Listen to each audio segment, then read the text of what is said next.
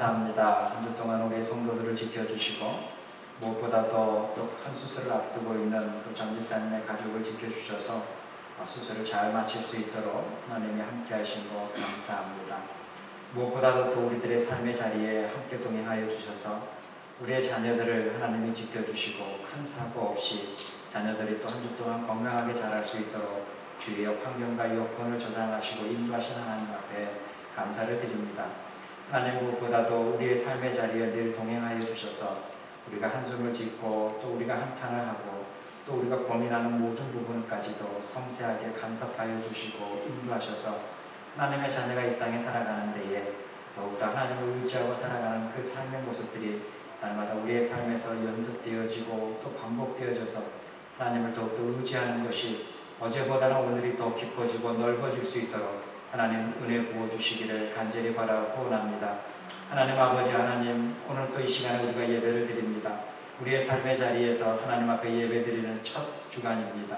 하나님 함께 해주셔서 우리의 삶의 시간에 처음으로 하나님 앞에 예배 드리는 걸 시작할 때에 하나님이 함께 해주셔서 우리가 날마다 예배 드리는 삶의 시간 되게 해주시고 또한 말씀을 가지고 우리가 고민하고 생각을 합니다.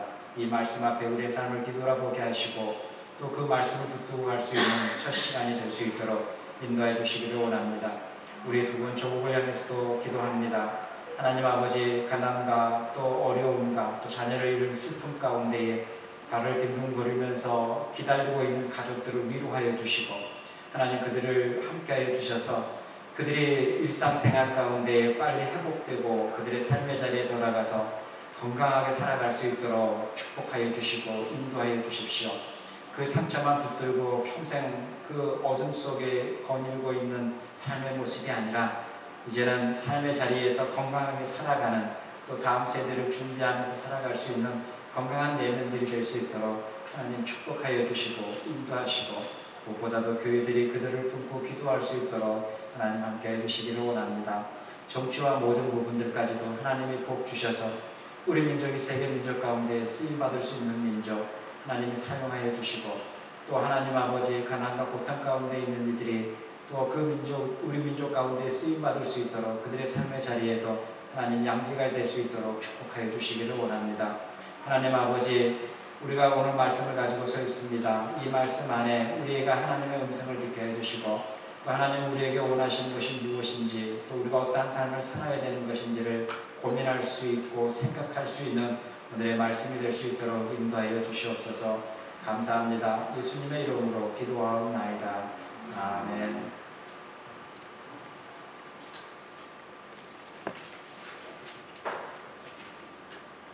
자, 오늘 예배서입니다. 오늘 예배서서 5장 1절에서 6절인데 전체적인 말씀은 9절 10절까지인데 6절까지만 보려고 합니다. 예배서서 5장 1절에서 6절입니다. 제가 가지고 있는 신약성경으로는 378페이지에 있습니다. 378페이지.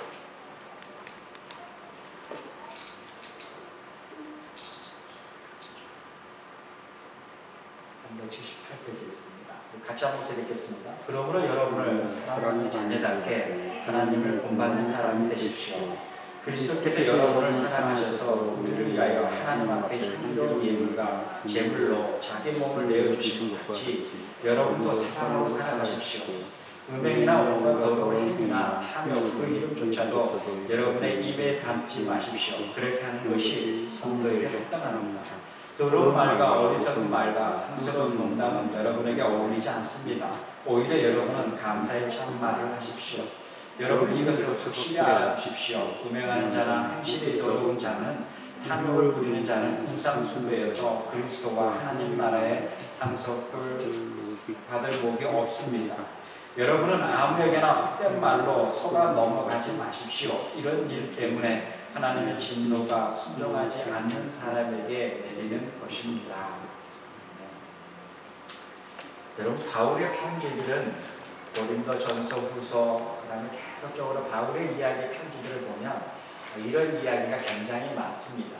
어떤 이야기가 많냐면 속지 마십시오, 넘어가지 마십시오, 헛된 말에 유혹당하지 마십시오라는 말들이 굉장히 많이 있습니다. 여러분, 이것을 이해하기 위해서는 1세기의 사회, 그러니까 AD로 넘어오기 전에, BC부터서 AD로 넘어오기 전에 그 사이를 우리가 한번 봤으면 좋겠습니다.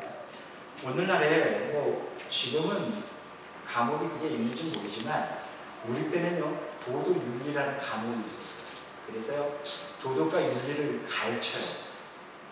그것은 다른 말로 이야기하면 도덕과 윤리가 없기 때문에 가르치는 거예요. 그래서 과목으로 가르치고요. 심지어 어떤 것까지 가르치냐면요. 오른쪽으로 가는 것과 왼쪽으로 보행하는 것까지 가르쳤어요.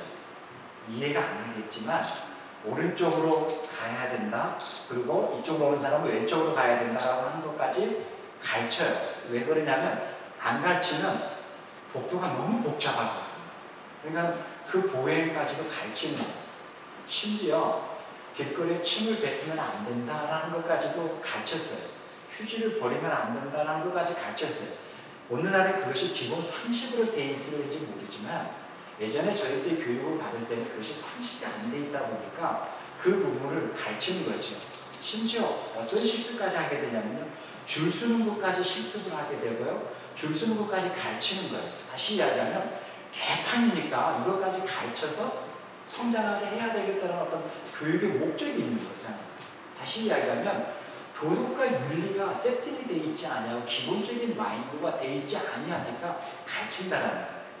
50년대, 60년대의 세대들, 50년대, 60년대 그 이전의 세대들에게는 어떠한 질서가 있었겠어요? 그들은 수단 방법 가리지 않고 살아있었고 피난민으로 살았던 사람에게는 질서라는 부분, 어떤 도덕과 윤리라는 부분이 그들에게는 크게 그들의 삶에서는 없었을 거예요. 단지 어떤 마을 공동체에서 살아가면서 가지고 있는 정서적인 부분 속에서 다른 사람을 생각하고 배려하는 것은 있었겠죠. 예를 들면 옆집에서 음식을 못 먹으면 같이 음식을 나누는 어떤 공동체 의식은 있을는지는 모르지만 사회 공동체적인 부분 속에서 도덕과 윤리, 질서를 지키는 부분 이러한 부분은 아마 가르쳐야만이 됐기 때문에 그 과목들이 만들어졌을 거예요. 동일한 거겠죠. BC와 AD로 오면서 정복시대가 이제 지고 이제 AD로 넘어오면서 페르시아 로마 시대로 넘어오면서 여러분 그 시대에 어떤 도덕과 윤리가 있었겠어요? 그들의 어떤 귀족 중심이 아니라 전체적으로 이제 1세기에는 귀족이 있고 그 다음에 군인, 군사, 철권 정치가 있고 그 다음에 상업을 이루어져 있고 그 밑에는 노예 제도라는 이런 제도 시스템이 있지만 그 안에 무슨 도덕과 윤리가 있었겠어요? 그들에게는 도덕과 윤리의 기준은 신이었단 말이죠. 군주가 한 마을의 성내를 다스리고 있는 군주가 신이었다라는 거예요. 그들의 법이었다라는 거예요. 많이 걷게 되면 많이 걷는 것이 그들의 법이었고 적게 걷으면 군주가 적게 걷는다는 그 자체가 법이었다라는 거예요. 정확하게 10%를 내야 된다는 그 기준은 없는 거예요. 그러니까 어느 군주 아래 사느냐에 따라서 달라지는 거죠. 도덕과 윤리가 없는 거죠. 군주가 힘이 좋으면 저 이웃의 마을에 예쁜 아낙네가 있으면 자기 아낙네를 취하는 거예요. 어떤 도덕과 윤리 자체가 없는 거예요. 그들에게는 어떤 상업이라든지 그들이 어떤 토작 경쟁을 하면서 그들이 가지고 있는 법이 있어서 그것을 하는 게 아니죠. 법은 모두가 힘의 논리 중심으로 이루어지는 거예요. 이것이 1세기 로마에 와서도 동일한 거죠. 이러한 것을 보면서 이제는 그 모든 그들 로마의 귀족사의 멘토라고 할 수 있는 세네카라는 사람이 그것을 이제는 정치학을 만들고 윤리학을 만들고 그래서 그 모든 국민들이 지켜야 될 질서를 만들기 위해서 책을 쓰기 시작을 합니다. 그렇기 이전에는 그것이 만약에 책을 썼다고 해서 과연 얼마만큼 오늘날의 그 인쇄기술에 있어서 이렇게 배포가 되지 않는 이상 얼마만큼 그것이 전달이 되고 이루어지겠어요. 그래서 모든 도시들은 도덕과 윤리는 오늘날처럼 우리가 생각하는 부분이 아니라는 거예요. 뭐 여기 사는 남자가 이쪽으로 이사 가서는 또 가정이 이루어질 있고 여기 사는 남자가 또 저쪽으로 가서는 가정이 또 이루어질 수 있는 거예요. 그러니까 모든 부분이 형태가 오늘날처럼 윤리가 아니라 모든 부분이 정상적인 부분은 아니라는 거죠. 자, 이런 시대적인 배경을 가지고 있는 거예요. 그래서 이 로마 귀족 사회가 유대교의 매력을 당면한 것은 뭐냐면 이런 형편없는 도덕 윤리 가운데에서 유일하게 그 디아스포라 유대인들이 섬기고 있는 하나님 그 유대교회를 봤더니 그들에게는 오늘날 그 시대의 종교처럼 어떤 제사 문화가 아니라 그들의 그냥 책과 경전이 있더라는 거예요. 그리고 책과 경전을 그들이 읽는 것뿐만 아니라 그 경전의 내용을 봤더니 도덕과 윤리가 있더라는 거예요. 이웃의 것을 탐하지 말라라고 하는 도덕과 윤리가 있더라는 거예요. 그 다른 원시적인 종교 1세기에 있었던 모든 종교에는 그러한 부분이 없는 신 중심으로 모든 것을 드리게 만드는 그러한 종교의 시스템이라고 한다면 유일하게 유대교만 가지고 있는 부분 속에서 그들이 삶의 자리에까지 도덕과 윤리의 경전이라고 하는 책이 있다는 거예요. 그래서 귀족들이 매력을 느끼기 시작하는 거예요. 동일한 거죠. 헐리우드에 있는 사람들이 동양에 대해서 매력을 느끼고 그 팁에 대해서 매력을 느끼는 이유가 뭐겠어요? 절제되어 있는 문화, 절제되어 있는 삶, 그리고 소박한 삶, 그리고 모든 것을 내려놓는 삶, 자연에 의해서 살아가는 삶, 그것이 동양의 매력을 느끼고 있는 서양과 유럽이 가지고 있는 시각이잖아요. 자기들만 모르는 또 다른 절제되어 있는 문화가 있다는 게 그들의 매력이라는 거죠. 동일한 거죠. 귀족들도 이 유대교의 매력이 그거라는 거예요. 이웃 것을 탐하지 말라라는 그런 모든 질서가 있는 걸 보면서 세네카가 바울과 동시대 사람이지만 감탄을 하는 거예요.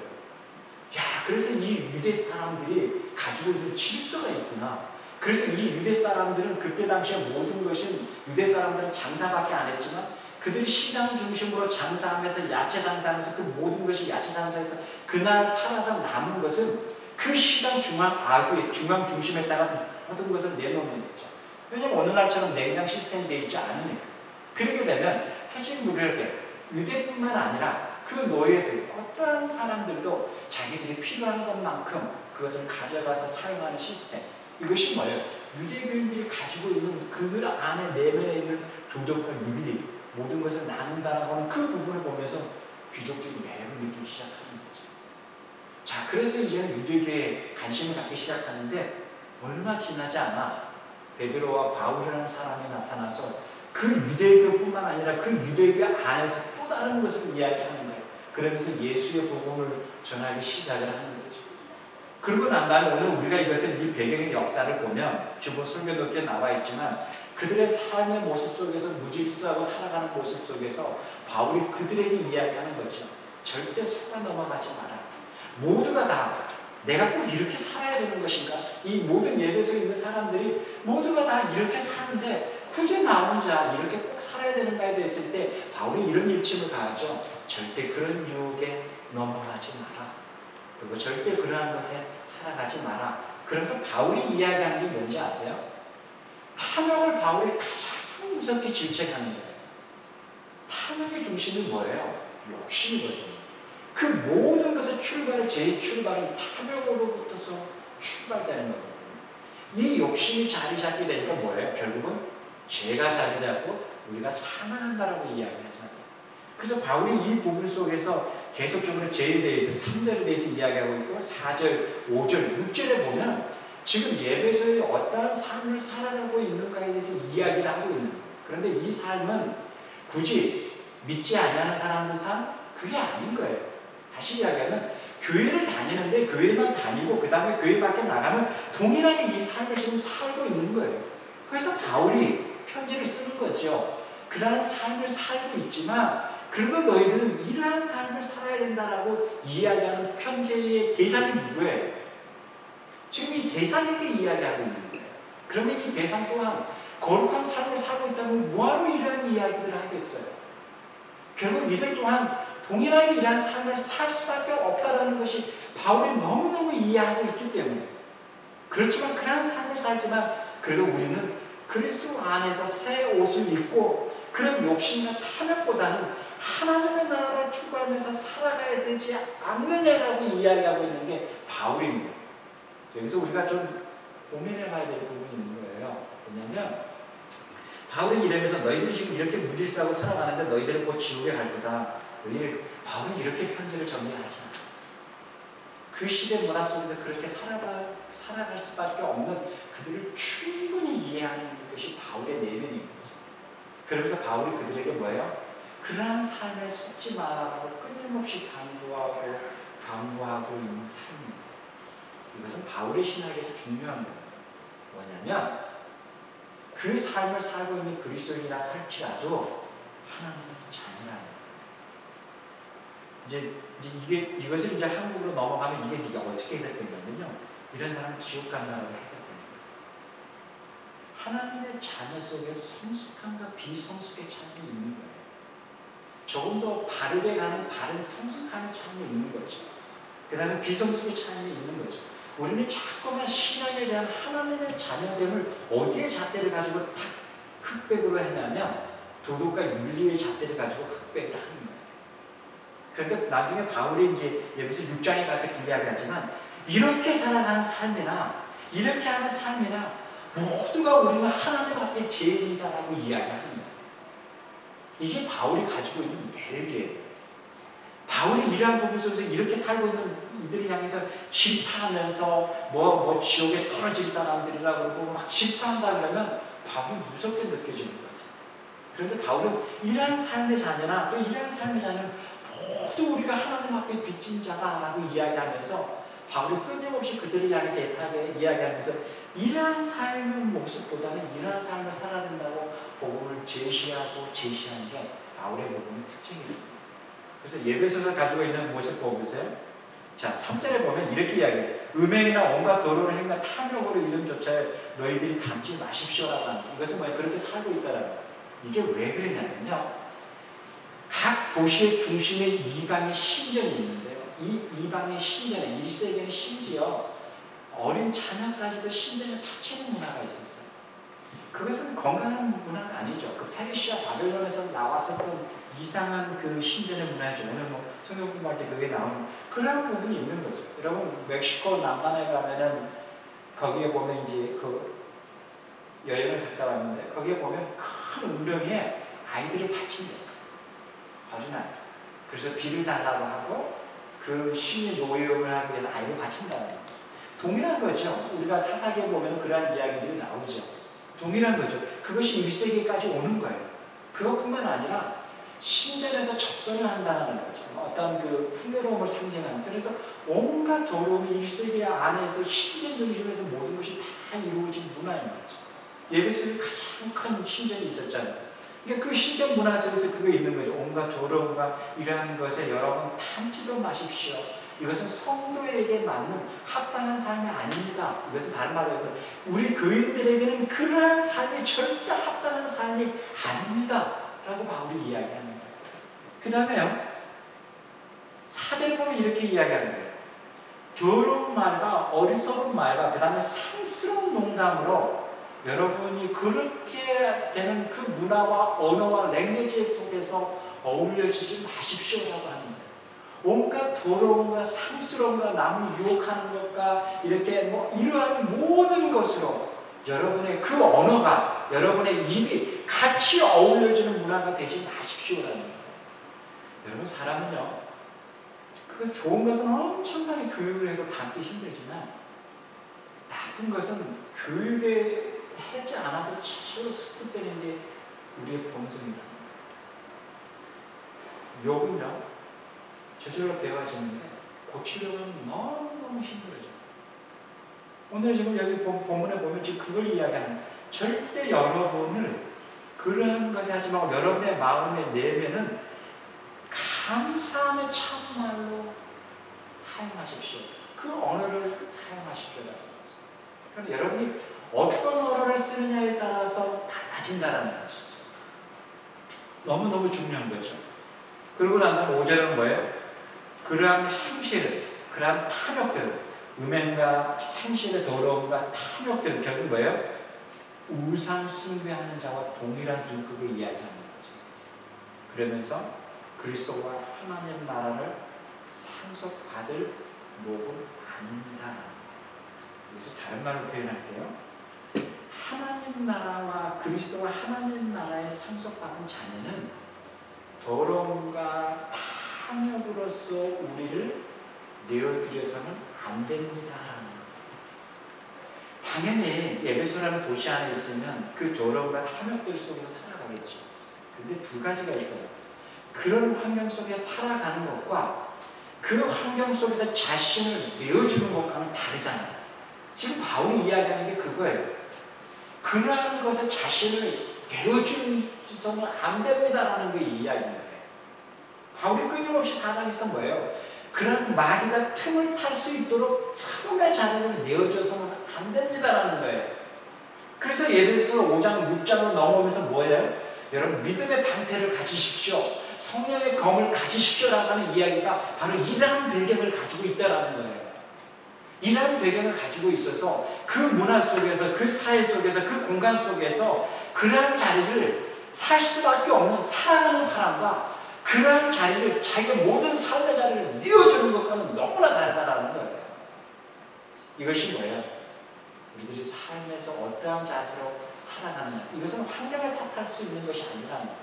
그 환경 속에서도 내가 어떻게 살아가느냐가 중요하다는 거예요. 이것이 바울이 지금 5절에서 이야기하는 부분이죠. 이러한 사람들은 결코 그리스도와 하나님 나라의 상속을 받을 사람이 아니라. 이게 너무너무 중요하겠죠. 뭐 우리 친구도 아는 유학생 부부가 있고, 아내는 미국에 너무 싫어가지고 지금 한국 가서 지금 1년 넘고 어떻게 어느 교회가 종교비자를 해준다고 해가지고 참 잘됐다. 그래서 그러면 그 교회 가서 열심히 봉사해라. 그렇게 목사님이 너를 생각해줘서 종교비자를 해주고 그러면 얼마나 좋은가. 그래서 행여나 우리 교회는 꿈꾸지 않아. 나는 절대 아니다. 이렇게 해서 그 교회는 우리가 다 박수쳤다는 거죠. 너무 잘됐다. 그 교회 목사님을 만나서 너무 잘됐다. 이게 몇 년, 10년 지났죠. 가끔씩 이제 안부 전화를 하죠. 어떻게 지내니? 잘 지내니? 학교는 어떻게 요즘 계속 하니? 왜냐면 처음에 유학을 다 도와줬기 때문에 학교를 해주고. 그래서 이제 궁금하죠. 그래서 조금 교회를 조금 잘 섬겼으면 좋겠다라는 마음도 있고. 그러면 이제 너무 황당해요. 이제 그 목사님은 그런 이야기를 했다는 거죠.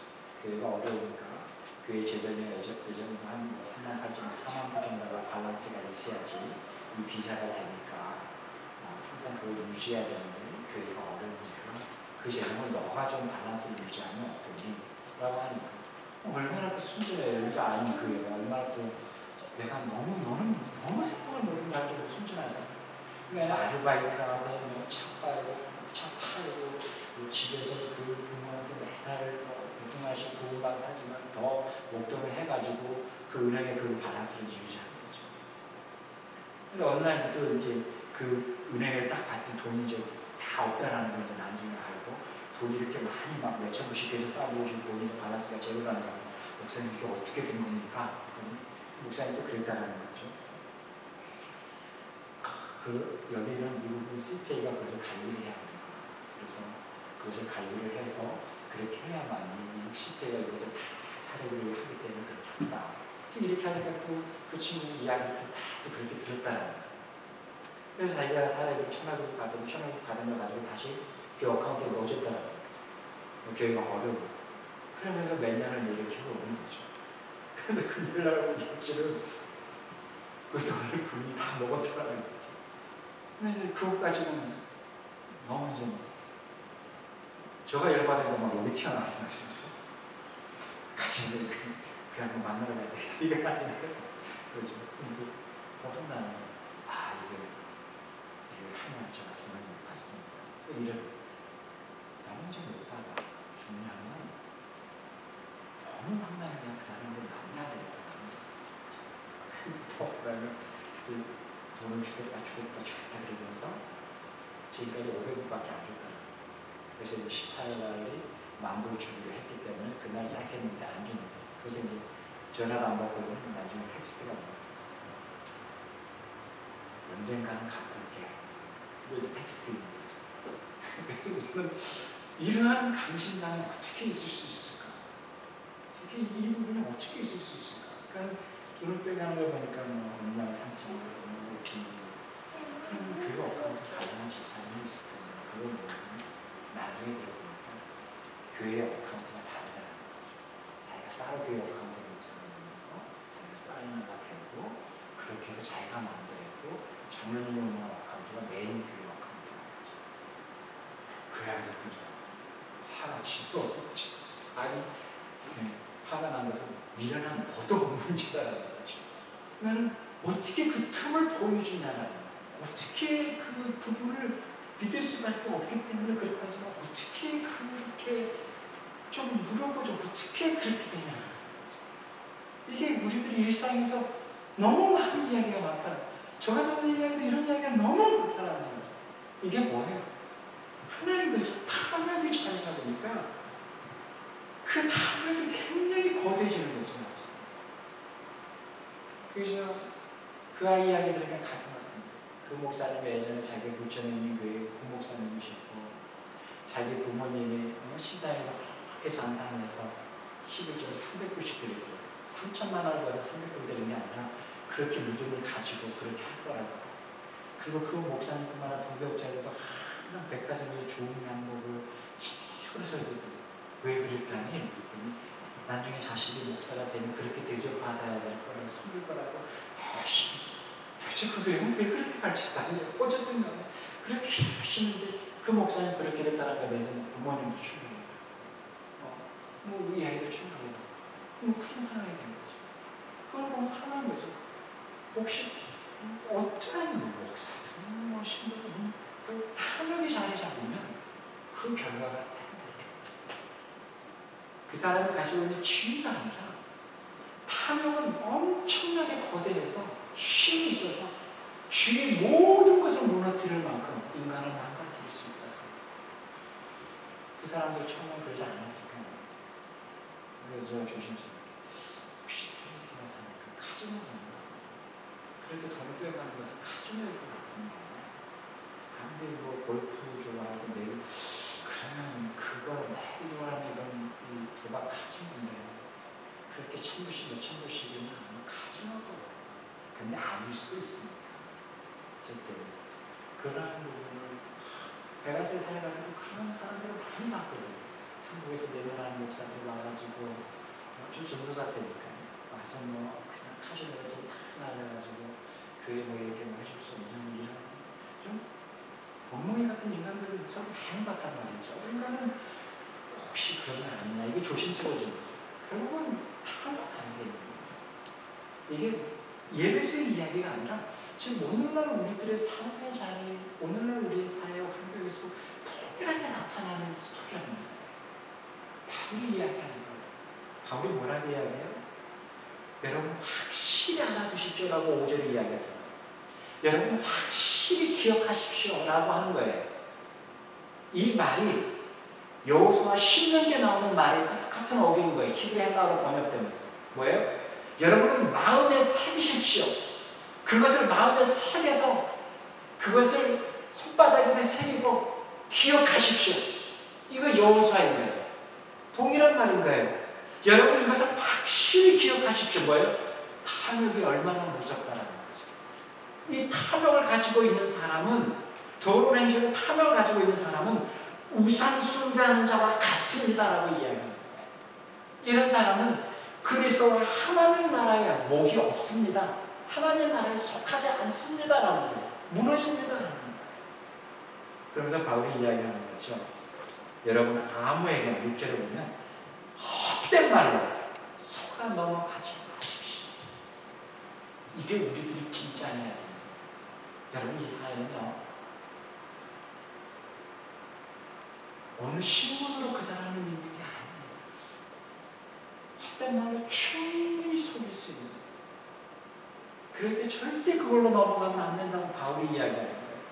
여러분은 아무에게도 여기서 아무에게는 누구를 이야기하는 거예요? 모두를 이야기하는 거예요. 목사, 신부, 어떤 종교적인 사람 모두를 이야기하는 거죠. 속아 넘어가지 마십시오. 누구를 이야기해요? 지금 내가 얼마나 틈을 보여주지 않냐고 살아가야 되는가에 대해서 바울이 지적합니다. 헛된 말은 속아 넘어가지 마십시오. 이런 일 때문에 어떤 일이 벌어진가에 대해서 이야기합니다. 그래서 빛의 자녀답게 무엇이 선인지 무엇이 악인지를 알고 하나님의 선과 의에 대해서 진실하게 살아가십시오. 여러분 이게 건강한 그리스도입니다. 교회 가서 그냥 으쌰으쌰하고 막 교회에서 살고 막 교회에서 맨날 뭐 하면 막 뭐 하고 이게 하나님의 선한 일 아니에요. 삶의 자리에서 건강하게 살아가는 게 하나님의 선한 일입니다. 굉장히 심플한 라이프예요. 그리스도인들은 굉장히 건강하고 심플한 라이프입니다. 대단한 일을 하나님은 원하지 않아요. 하나님은 대단한 일을 하나님이 하세요. 우리는 건강하게 그 도시 안에서 하나님의 성과 의 앞에 진실하게 살아가는 게 우리 그리스도인의 삶입니다. 바로 예배소에 있는 성도들이 그것을 가르치는 거죠. 우리들의 삶에도 그것을 가르치는 거죠. 우리들의 삶에서도 그 부분을 이야기하는 하나님의 성과 의 앞에 우리가 진실하게 살아갑시다. 이것이 하나님의 자녀의 삶의 모습입니다. 기도하겠습니다. 하나님 아버지 감사합니다. 우리들에게 은혜 주셔서 날마다 하나님만을 믿고 의지하는 우리들의 삶의 자리가 하나님 앞에 건강하게 살아가게 해주십시오. 하나님 앞에 빛의 자녀답게 정말 아무에게나 헛된 말로 속아 넘어가는 것이 아니라 건강한 하나님의 말씀을 가지고 살아갈 수 있는 우리들의 삶이 되게 해 주십시오. 감사합니다. 예수님의 이름으로 기도하옵나이다. 우리 585